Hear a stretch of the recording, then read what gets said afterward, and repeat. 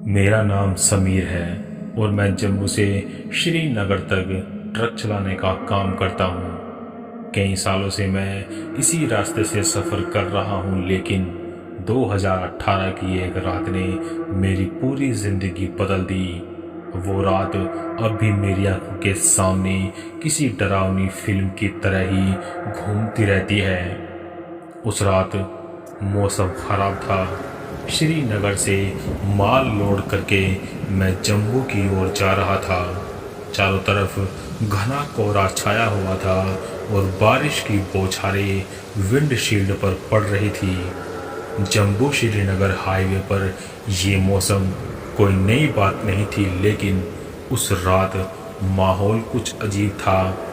जैसे ही मैंने रामबन पार किया, अचानक ट्रक के इंजन से अजीब सी आवाज़ें आने लगी और इंजन बंद हो गया। मैंने ट्रक को तब तक सड़क के किनारे खड़ा कर लिया था और इंजन की जांच करने के लिए नीचे उतरा। जब मैं इंजन की जांच कर रहा था, तब मेरी नज़र सड़क के किनारे एक औरत पर पड़ी जो सफ़ेद साड़ी पहने हुई थी। सड़क के किनारे खड़ी उस औरत को इतनी रात में वहां देखकर मैं दंग रह गया। उस वीराने में कोई औरत क्यों खड़ी होगी? मैंने ये सोचा कि शायद उसे मदद की ज़रूरत हो। मैंने हिम्मत करके उसकी ओर देखा और आवाज़ दी, क्या आपको कोई मदद चाहिए? वो औरत बिना कुछ कहे मेरी ओर देखने लगी। उसकी आंखें इतनी गहरी थी कि मुझे लगा जैसे वो मेरे अंदर झांक रही हो। अचानक उसने मुस्कुराना शुरू कर दिया और उसकी मुस्कान से मेरी रीढ़ की हड्डी में सिहरन दौड़ गई। मैंने अपनी जगह से हिलने की कोशिश की, लेकिन मेरे पैर जकड़ गए थे। फिर अचानक से वो औरत गायब हो गई, जैसे धुएं में घुल गई हो। मैं घबरा गया और तुरंत ट्रक के अंदर जाकर दरवाजे लॉक कर लिया। मेरा दिल तेजी से धड़क रहा था। मैंने इंजन स्टार्ट करने की कोशिश की और जाने कैसे इंजन एकदम से स्टार्ट हो गया। मैंने पूरी ताकत से ट्रक को आगे बढ़ाया। जैसे ही मैं आगे बढ़ा, रास्ते में मुझे और भी अजीबोगरीब चीज़ें दिखाई देने लगी। सफ़ेद कपड़ों में लोग जो अचानक सड़क के किनारे दिखाई देते और फिर गायब हो जाते। कभी कोई हंसने की आवाज़ आती तो कभी किसी के रोने की। मैं जितना तेज़ी से भाग सकता था, मैंने ट्रक भगाया। अगले दिन जब मैं जम्मू पहुंचा, तो मैंने अपने कुछ साथियों को इस बारे में बताया। वो भी इस हाईवे पर ऐसी घटनाओं का जिक्र करने लगे। उन्होंने बताया कि इस रास्ते पर कई साल पहले एक बड़ा हादसा हुआ था जिसमें कई लोग मारे गए। कहा जाता है कि उन्हीं मरे हुए लोगों की आत्माएं अब भी इस रास्ते पर भटकती है। उस रात के बाद मैंने कभी उस हाईवे पर अकेले सफ़र नहीं किया। आज भी जब मुझे उस रास्ते से गुजरना पड़ता है, तो मैं वो डरावनी रात भूल नहीं पाता। शायद वो आत्माएं भी वही हैं, अपनी मौत का बदला लेने के इंतज़ार में। उस रात के बाद मेरे भीतर डर ऐसा घर कर गया कि मैंने कुछ दिनों तक हाईवे पर सफ़र करने से मना कर दिया। लेकिन ट्रक चलाना मेरा रोज़गार था और एक दिन फिर से उसी रास्ते पर मुझे जाना पड़ा। एक रात मैंने अपने एक दोस्त राजीव को भी साथ ले लिया।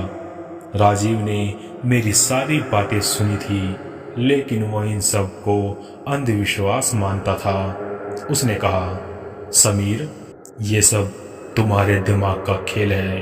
रात के वक्त थकान और मौसम के कारण तुम्हें वहम हो गया होगा। हम दोनों रात को सफ़र कर रहे थे, वही रास्ता, वही घना कोहरा, लेकिन इस बार राजीव के साथ होने से थोड़ी हिम्मत थी मुझ में। जैसे ही हम रामबन के पास पहुंचे, तो वो जगह फिर से सामने आ गई। मेरे भीतर का डर वापस आ गया, पर मैंने चुपचाप ट्रक चलाना जारी रखा। करीब आधे घंटे बाद अचानक से ट्रक की हेडलाइट्स झपकने लगी और इंजन धीमा होने लगा। ये क्या हो रहा है? राजीव ने घबराते हुए कहा। मैंने ट्रक को किनारे लगाया और बाहर उतरने का इरादा किया। जैसे ही हम बाहर निकले, हमें फिर से वही औरत दिखाई दी।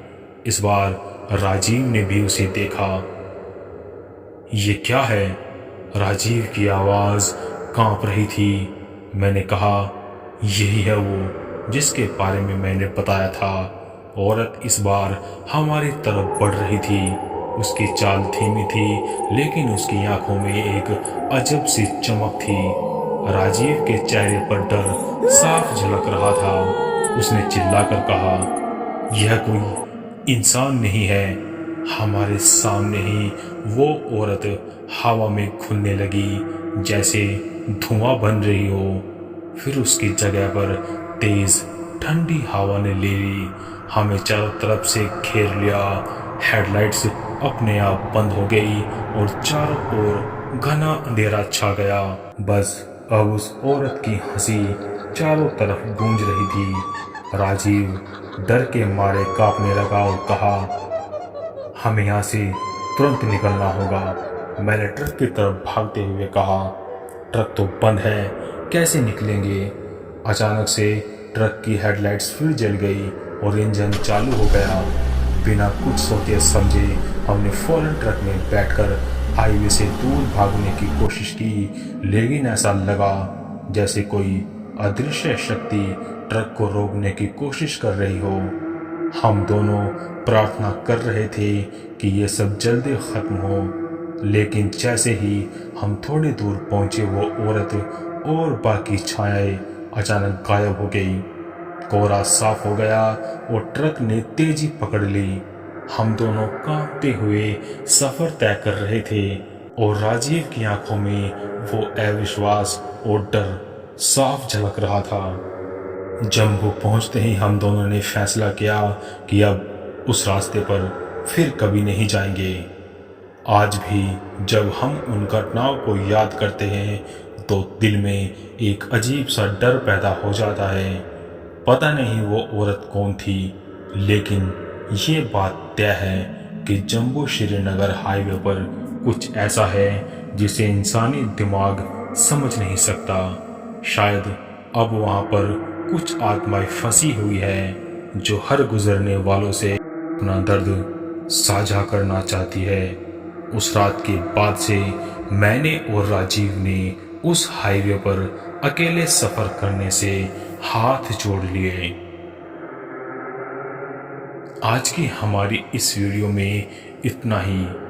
अगर आपको हमारी ये वीडियो अच्छी लगी तो लाइक करें, शेयर करें। मिलते हैं नेक्स्ट वीडियो में, तब तक के लिए बाय एंड बी हॉन्टिंग।